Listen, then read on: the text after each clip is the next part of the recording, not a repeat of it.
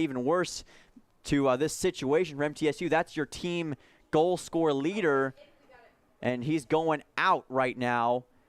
And the decision from Coach Rathard, Ethan Roy's back in there. Well, it looks like we got a power play. Palmer's actually going to be in the penalty box. That's what happened. I see. So Palmer's in the penalty box, and that could be the final nail in the coffin for MTSU. Now, and we'll see if that is indeed it. MTSU is going to have to hope for a miracle of unbridled proportions here. 1980 U.S. hockey team miracle on ice kind of deal. Yes, sir. We'll see if these teams believe in miracles. We'll see if anything can happen. Puck played deep. Will there be a chance? Clay Stalzer's got it. Stalzer, one last push. Stalzer, defense, and that's going to probably end it. Vanderbilt with a beautiful defensive play. Last chance to dance. Vanderbilt will play it deep, and that will end it. The Vanderbilt Commodores come from 3-0 down to win 4-3 with a 4 unanswered goals. And this crowd for MTSU leaves stunned.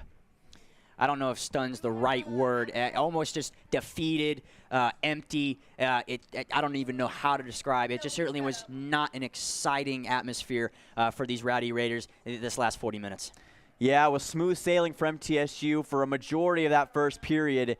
And then, of course, it seemed like the team almost ran into the Bermuda Triangle. Things just went a bit awry, went a little bit spellbound. Compasses stirring. Yes, yes. Things started stirring.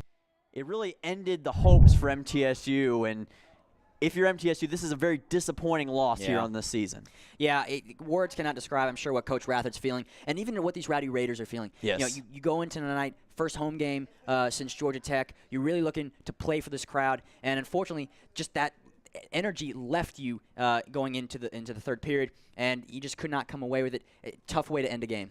Yes, it is a tough way to end the game, and that will drop MTSU to 1-5-1, while Vanderbilt will improve to 2-1 with a winning record on the season. The Commodores pick up their first road win of the year as well, so everything rolling for Vanderbilt right now. And you got to wonder, is this the kind of win also that can really launch Vanderbilt later on this season? Well, you certainly don't want to finish off the season like you did last year, finishing almost at the bottom of the barrel. So this is definitely one of those things that's going to elevate you to the top, give you some momentum, saying, hey, you could probably finish and get into maybe even the playoffs. Yes. You know, something that I don't know if that's something that they were expected of themselves, but certainly what you expect now. You got to admit, though, that's an incredible turnaround. Folks, this was a Vanderbilt team that just a year ago was 2-10. They won 2 games total, and now here they are with 2-1 as their record. Already have equaled their win total from last year. Things are definitely changing up there in Nashville, and it's going to be a wild, wild season. And as for MTSU, Ryan, they're playing Vanderbilt. They've got another opportunity Sunday night, but you got to change the philosophy and change the momentum around. And I just don't know what you're going to do about that. I mean, you do have Saturday to figure things out. Maybe take a break, watch some college football, enjoy the afternoon, and just try to find a way to get back mentally into the ice rink when you go into Sunday night. Right you are, right you are. We're going to send it ringside one more time with the always reliable Abigail Martin. Abigail, what's the latest? Vanderbilt head coach just got done talking. Vanderbilt head coach just got done talking with him. Man, is he excited for his team. He told us in the second intermission he didn't want to be the one that ended up scoring in the last few minutes of the game. He wanted to start the third period with the goal. That's exactly what they did. They have a comeback victory against MTSU to take this one home. 2-1 is their record right now. They'll play again on Sunday night and going in on the power play. That's something that he talked about. He said that he wanted to be able to be really concise with the special units team. As a player, that was his favorite part. So what happened? They were able to kill off a 5-on-3 penalty, and that happened all in the third period. A lot of action to unpack. I know MTSU's really feeling it this time. They're going to have a talk in the locker room. They will have some more updates on that. However, this is a wrap for tonight. We'll see all about it on Sunday night and see if the Blue Raiders can come back.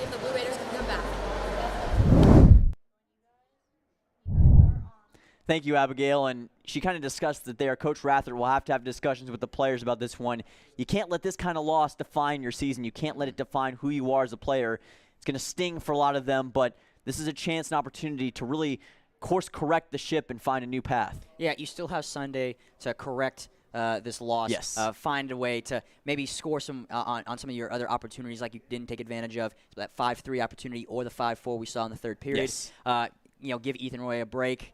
He did a lot, especially the second and third period. And just try to find a way to stay physical and energetic throughout the entire 60 minutes. All right, that first 20, they were electric. They were exciting to watch. Yes. Especially that third period, they just looked slow. They were lumbering around. They didn't know where to go, who was where. Couldn't figure out the passing lanes. There was just a lot of struggles connecting stick to stick, puck to puck.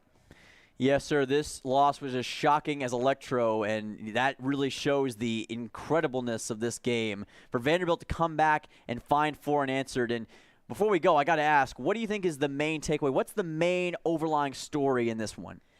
I couldn't say anything but just physical. I mean, we saw an epic proportion as far as a boxing match, a rugby scrum. Yes. I mean, you could not have asked for a better game. All the excitement in the world, offense, defensive, power plays, physicality, emotions, eruptions. I mean, this is nothing but excitement, entertainment, something you want to see out of any kind of event, especially hockey. I love the enthusiasm. That's the magic, the wizardry that you get right here behind us here in the Fordyce Center, the Ice Castle. And we got to say thank you all so much for tuning in tonight. And remember, we'll be right back here on Sunday, MTSU Vanderbilt, the rematch of the century. It's going to be an awesome one. We hope you all tune in here at the MTN Sports YouTube channel. Thank you all so much for watching here tonight. I'm Dylan Simmons. He's Ryan Martinelich. And we will see you all soon. Thank you, and take care until next time. See ya. Here at MTN Sports, you could say we're a bit competitive. All right, boys, I got a media pass for the big game this weekend. Who's covering it?